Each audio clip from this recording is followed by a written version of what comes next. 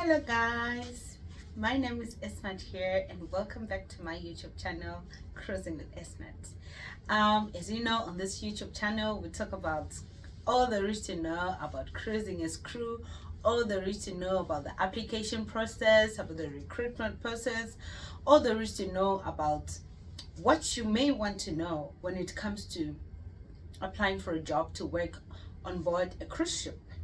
So today we're going to have just a short video on some of the questions that I've been receiving. So today we're going to talk about what you need to know or what you need to do before you apply, before you even think of applying for a job on a cruise ship. What should you have, or what should you prepare? So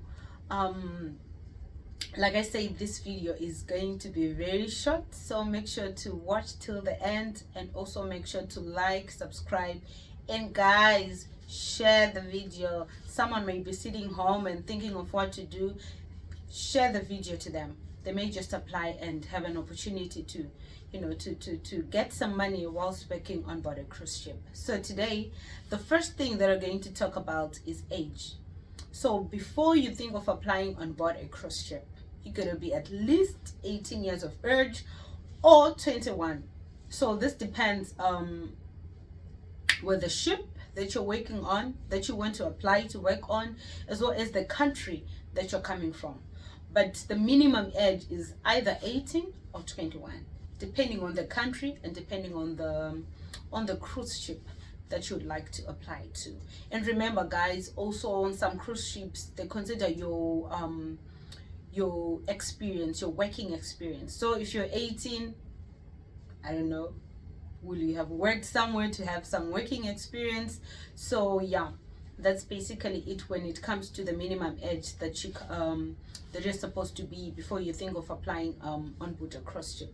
And then the second thing, you've got to have a valid passport. You will need a passport to process your visa, you need your passport to travel, and you also need your passport, just to use it as a form of identification when you're traveling. So you've got to have a passport which is valid. On the validity, well, most contracts on board are from 3 to 9 months, depending on the ship and depending on the position.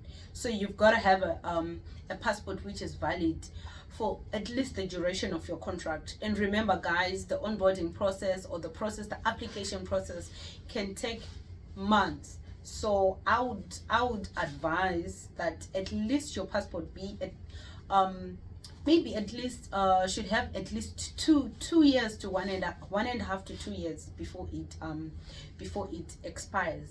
And then the third thing that you need to consider before you even start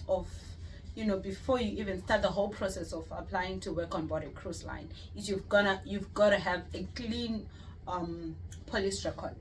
So you just have to be someone who doesn't have a criminal record, because for sure they will need you to have your police clearance background check in place before they can proceed to the next stage of hiring you. So you just have to be someone who's in good books with the law. You've got to be a law-abiding citizen in whichever country you're coming from. And then the other thing that you have to consider, this is very crucial, is your medical health. You've got to be someone who's fit, you've got to be someone who's healthy. Remember, in my first video, I shared with you my experience when it came to having your medicals done and finally getting your medical certificate. So there are a lot of things that they check. There are a lot of things that they check. They check your sight, they check your blood, they check your blood sugar, your blood pressure. They check your weight, depending with the post that you're working on. They check your weight. They also check your BMI. You just have to be healthy physically. They check I think they also check your HIV status. I'm not really sure about that, but I think they do. But you've got to be someone who is really, really healthy before you consider coming to work on board. So like I suggested in my first video, before you go to have your medicals, by the doctor that is approved by whichever cruise ship that wants to hire you. I suggested that you go to maybe a friend who's a doctor, maybe a friend who's a nurse, or maybe just a general practitioner, or maybe just a clinic. Just go there, just have yourself checked first before you spend lots of money, because it can be pretty expensive when you go to the doctors that are approved. So I suggested that you go there to the local clinic, you get yourself checked first, so that when there is something that is wrong and something that cannot be corrected, anyway, they will tell you this can be corrected, this cannot be corrected. Something that they cannot, if there is something that can be corrected, you just know that you explore other job opportunities. Remember, working on board a cruise ship is different on other jobs that you can work on, or maybe other jobs that you can get some money whilst you're working from home. So working on board requires a physical presence, thereby your physical health is very, very important. Well, just on that point, it doesn't mean that maybe when you get on board, when you finally get on board, if you like maybe not well, they'll send you back home immediately. No, they've got a medical center, they'll take you to the medical center, just take care of you. They're basically going to be taking care of your health needs. But if you're someone who's sickly, well, sometimes they may deem you to be medically unfit and probably send you back home to recover. So you just have to be someone who's physically fit all the time. And then the next thing is language. Now remember, most cruise ships, especially the ones that I'm familiar with, cruise from the United States, some cruise from Europe, and some cruise from Australia. The language of communication, the official language of communication, is English. So you just have to be someone who's got a good English command. Well, there is a minimum that they consider. Unlike other jobs on land, maybe in the United States, Australia, or the United Kingdom, who require you to have your IELTS or other forms of testing your English language proficiency. When you want to come and work on board a cruise ship, when you're from Zimbabwe, they can test your English proficiency when you have an interview with them. So I think that's basically where they test your English proficiency, because they didn't ask me for any certificate or what, so I wasn't given any test to do for them to check my English proficiency. So I just think it's the same when it comes to other posts as well. I haven't had anyone who have had maybe IELTS being required or some other form of English testing that they require. So you just have to be someone who's got basic command in English, because on board there are a lot of nationalities. There can be about 80 in some cases, 80 nationalities on board. So imagine all those people from different countries. You've got to be able to communicate with them, because they're the people whom you'll be interacting with every day in your day-to-day execution of your duties. So you just have to be able to communicate for you to be able to produce the desired outcomes in the different departments that you'll be working. And then the next thing that they will check, guys, here on board a cruise ship, you can work for long hours. And you know, before you before you come here, you just have to be prepared to work. In some cases, not all the cases, but in some cases, and also depending with the department that you choose to work on or that you get hired to work on, you can work for up to 14 hours a day. Believe me, you can work up to 14 hours a day. Yeah, there'll be breaks in between, but when you sort of like sign in, and then when you sign off, there is sort of like a time sort of, how can I put it, it's more like where you clock in when you're on duty and when you clock off. So the total number of hours that you're at work, excluding the breaks, can be up to 14 hours a day. So you just have to be someone who's strong. And remember, when you're working on board, it's work every day.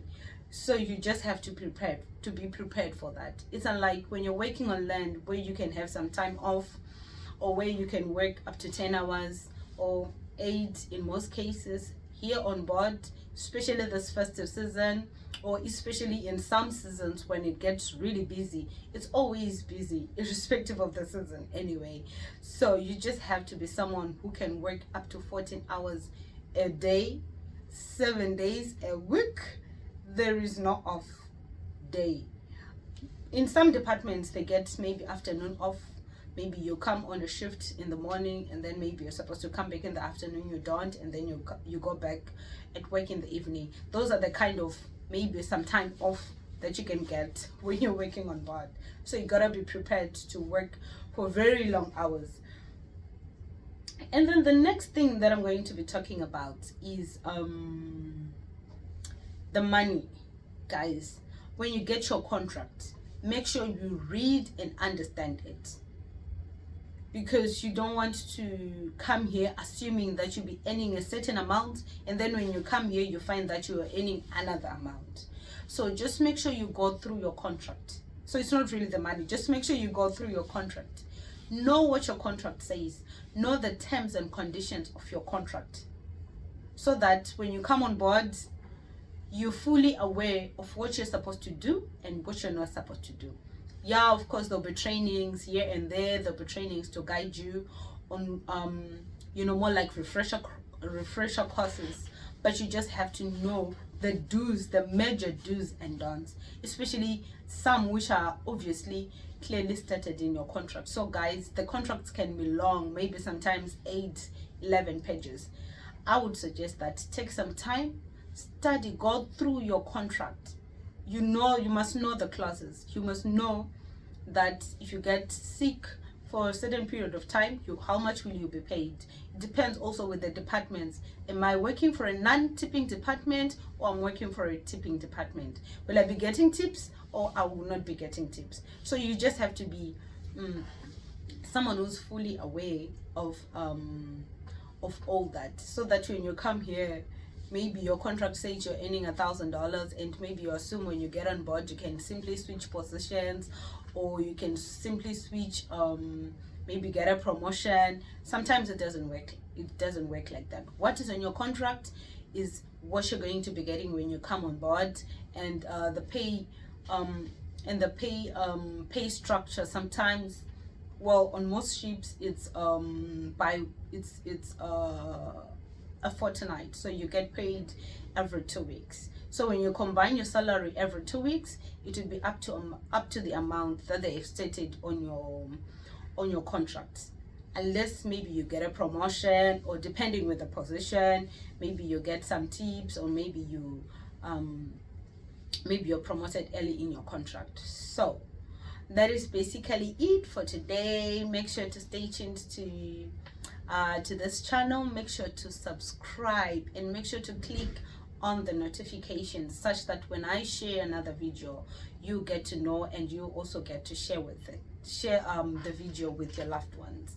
Thank you guys. Ciao ciao.